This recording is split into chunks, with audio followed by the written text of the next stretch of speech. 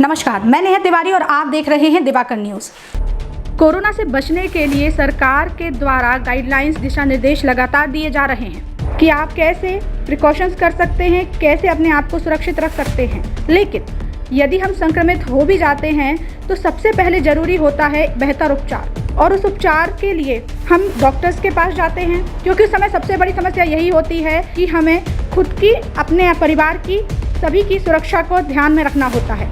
ऐसे ही कुछ सवालों को लेकर दिवाकर न्यूज़ की टीम भोपाल के जाने माने हॉस्पिटल गायत्री हॉस्पिटल पहुंची और वहां पर हॉस्पिटल के डायरेक्टर के साथ साथ जो वहां के डॉक्टर्स थे उनसे भी इस विषय में बात की। तो आइए देखते हैं क्या कहा डॉक्टर्स की टीम ने। कोरोना से डरे नहीं, कोरोना से बचाव करें, आइसोलेशन रहें, मास्क लगाए रखें, दिन में 4 से 6 बार हाथ धोएं, अपने आप स्वास्थ्य पे ध्यान रखें, अच्छे से अच्छा खाना खाएं, अपना ख्याल रखें और किसी भी प्रकार का सोच विचार ना करें।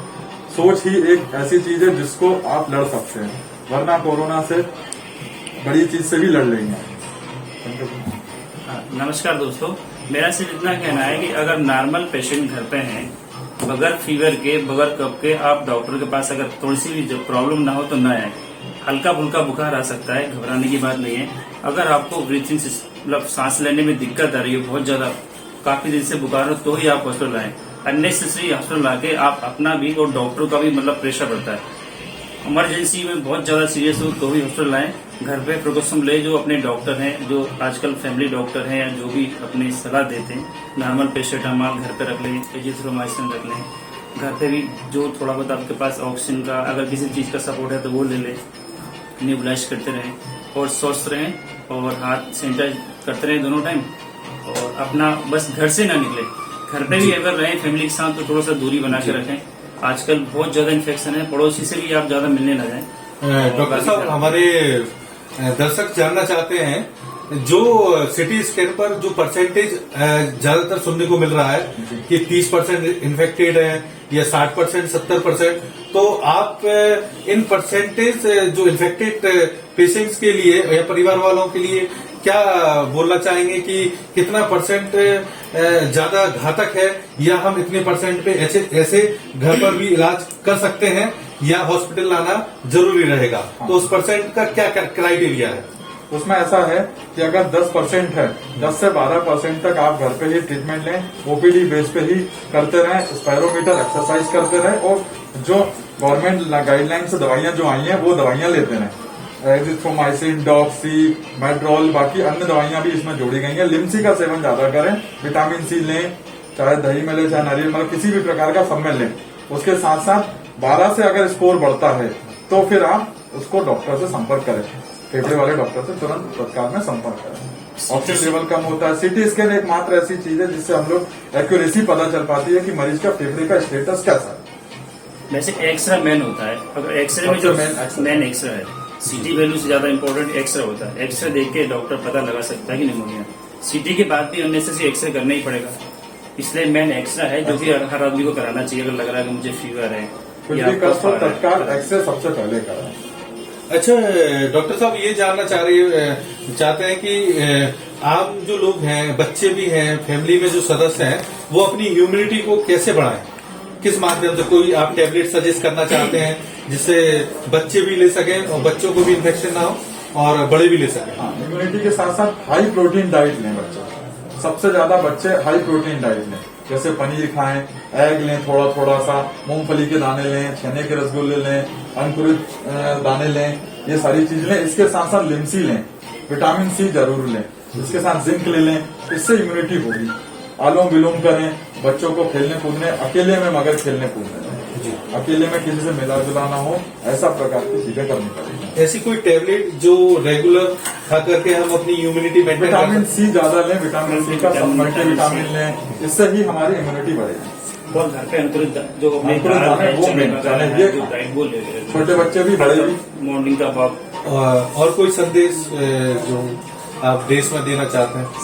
संदेश लोगों से ना मिलें, बातचीत कम करें, लोगों से मिलना जुलना कम करें, दूरी बनाए रखें, 2 गज की दूरी रखें और हाथ धोते रहें।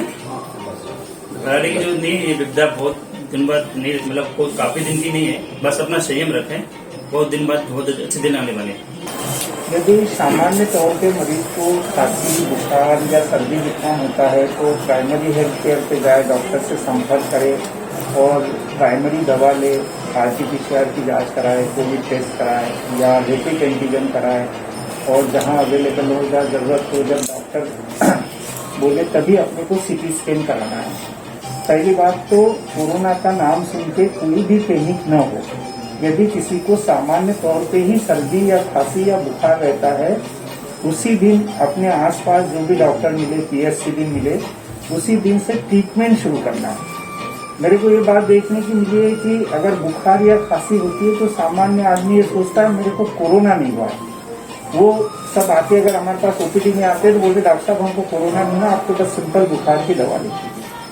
तो पहले तो ये समझना कि कोरोना या सिंपल बुखार इसको वो डिसाइड नहीं करे, डॉक्टर की बात को माने, होम आइसोलेशन में रहे, प्रॉपर दवाई ले, जितनी जांच हो सकती जांच करे। अगर जांच आसपास में नहीं भी अवेलेबल है तो वो अपना ट्रीटमेंट शुरू करे, प्राइमरी हेल्थ केयर में ले। इससे भी काफी लोग ठीक हो रहे हैं। और यदि मरीज को किसी को सांस लेने में तकलीफ या तेज बुखार आता है तो जो नजदीक हॉस्पिटल हो वहां जाके भर्ती हो जाए। अभी ऑक्सीजन की भी जो समस्या थी अपने देश में वो काफी हद तक पूरी खत्म ही हो गई। अब भोपाल में तो 4-5 दिन से अपने को लगातार जिसकी रिक्वायरमेंट है उसकी ऑक्सीजन मिल रही। तो मेरा यही कहना है कि एक तो पैनिक न हो और थोड़ी सी भी बुखार, सर्दी, खांसी या कोई लक्षण आते तो पूरी दवा शुरू करे और उस दवाई के साथ लोग ठीक हो रहे हैं। हमारे यहाँ जो first day, second day OPD में आ रहे हैं, अगर हम उनको पूरी दवाई लिख के दे रहे हैं और वो प्राणायाम और पेट के बल लेट के मेडिसिन दे रहे, एक्सरसाइज कर रहे, योगा कर रहे, तो 2% लोग ही भर्ती के लगभग उसमें वापस आए। यदि हमने 100 लोगों को इलाज दिया तो 2 ही लोगों को भर्ती की जरूरत पड़ी है। तो मेरा सबसे ये अनुरोध है कि सबसे पहले दवाई लें और ज्यादा तकलीफ हो तो किसी भी अस्पताल में जाके भर्ती हो जाए।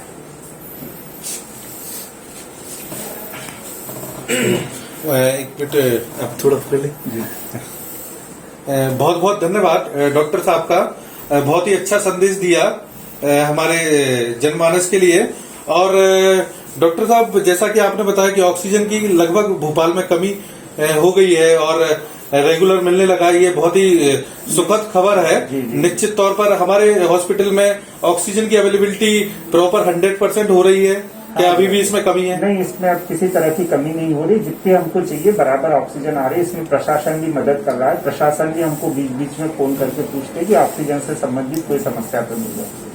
तो अभी पहले से हालत सुधरी है और ऐसा 2-3 दिन में लग रहा है कि कुछ नीचे ग्राफ भी आया है। जिस तरह से OPD और जितने फोन कॉल्स आ रहे थे तो अभी 3 दिन में थोड़े फोन कॉल्स कम हुए हैं, OPD कम हुई है। तो ऐसे धीरे धीरे धीरे महामारी के दौर से धीरे धीरे गुजरते जाएंगे, ठीक होते जाएंगे। डॉक्टर साहब, एक और है कि ये जो रिकवरी परसेंटेज है जी, इसमें कितनी बढ़ोतरी हुई है कि क्या रिजल्ट है अभी इसके?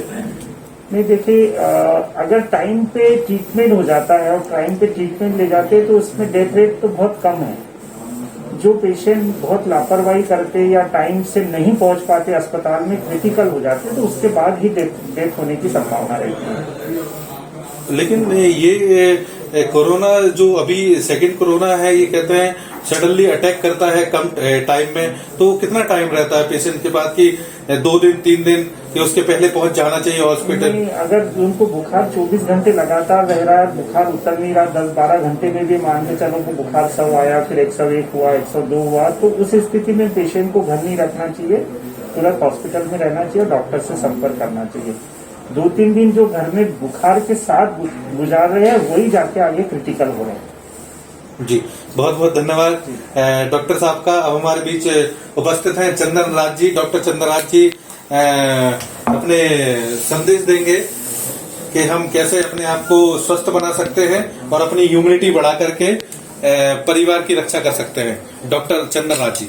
सबसे इम्पोर्टेंट चीज ये है कि लक्षण जैसे ही दिखें, बुखार आए, सांस लेने में तकलीफ हो और सर्दी जुकाम लगे और अपने स्मेल चली जाए, टेस्ट चला जाए, सबसे पहले हॉस्पिटल आना है। जो जितनी जल्दी हॉस्पिटल आ रहा है वो उतना जल्दी ठीक हो रहा है। जो जितना घर में रह के स्वयं से खुद से इलाज कर रहा है वो अपनी ही हानि कर रहा है। इसलिए सबसे ये अनुरोध है, कुछ भी लक्षण आया, बुखार आया, अब तुरंत अस्पताल में आइए, जहां भी नजदीकी अस्पताल है जाइए, जांच कराइए, वहां से दवाइयां लीजिए और सब स्टार्ट करिए। रिकवरी रेट डिपेंड करता है कि पेशेंट का प्रेजेंटेशन हॉस्पिटल में कितना जल्दी हो रहा है अपने पास, पेशेंट कितने अवेयर हैं। पहले लोग अवेयर नहीं थे, कई लोग सोचते थे ठीक है सर्दी बुखार है ठीक हो जाएगा हमारा, अब लोग अवेयर हो गए हैं, लोग पहले ही आ रहे हैं दवाइयों से जो ठीक हो रहे हैं। लेकिन जो पेशेंट क्रिटिकल हो रहे हैं उनके लिए हम लोग कर रहे हैं सब कुछ, वेंटिलेटर वगैरह पे डालना पड़ रहा है हमको। जो अपने पास जो लॉसेस हो रहे हैं पेशेंट के वो वही हो रहे हैं जो हमारे पास लेट आ रहे हैं। जो लेट आते हैं ऑलरेडी लंग डैमेज उनका हो चुका होता है, फिर हम लोग को अग्रेसिव ट्रीटमेंट करना पड़ता है, मशीनों पर रखना पड़ता है पेशेंट को, थोड़ा उनका प्रोग्नोसिस और जो लाइफ एक्सपेक्टेंसी वो कम हो जाती है। सबसे अनुरोध है जहां सिम्टम आना चालू हो अब कृपा करके तुरंत अस्पताल में आए, वही बचाव है। मास्क पहनिए, डिस्टेंसिंग का फॉलो करिए, सबसे इम्पोर्टेंट चीज घर में रहिए, बिना काम के बाहर मत निकलिए, क्योंकि जितना आप बाहर निकलेंगे आप खुद भी खतरे में रहेंगे और सामने वाले को खतरे में डालेंगे। डॉक्टर साहब, ऐसी महामारी में जहां लोग घर से नहीं निकल रहे हैं और आप दिन रात 24 घंटे आप डॉक्टर्स, पैरामेडिकल टीम जो निरंतर सेवाएं देख रहे हैं, आप इस स्थिति को अपने परिवार के लिए और अपने लिए किस नजरिए से देखते हैं और इतनी हिम्मत आप कैसे देखते हैं? समय बहुत कठिन है, लेकिन अगर हम लोग ही कुछ नहीं करेंगे तो फिर कुछ नहीं हो सकता। हिम्मत करके परिवार वालों का समर्थन पूरा मिला हुआ है हम सबको। वो बोलते हैं काम करिए, घर वालों से दूर रहना पड़ता है, बच्चों के पास अपने जा नहीं सकते, हम डेली के डेली अलग सोना पड़ता है या हम घर ही नहीं जा पाते कई बार रातों में। लेकिन अगर डॉक्टर्स ही अगर नहीं करेंगे तो फिर तो इस महामारी से पार पाना असंभव हो जाएगा। तो यहाँ पर आपने देखा कि डॉक्टर्स ने स्पष्ट रूप से ये सजेशन दिए हैं कि कोरोना की गाइडलाइन का पालन निश्चित तौर पर किया जाना चाहिए। आप मास्क लगा कर रखें, सैनिटाइज करें और इसके साथ ही लगातार अपने हाथों को, अगर आप बाहर से आ रहे हैं तो आप बार बार अपने हाथों को धोएं। दिवाकर न्यूज़ की पूरी टीम और दिवाकर न्यूज़ यही कामना करते हैं कि आप सभी अपने घरों में रहें, सुरक्षित रहें, स्वस्थ रहें।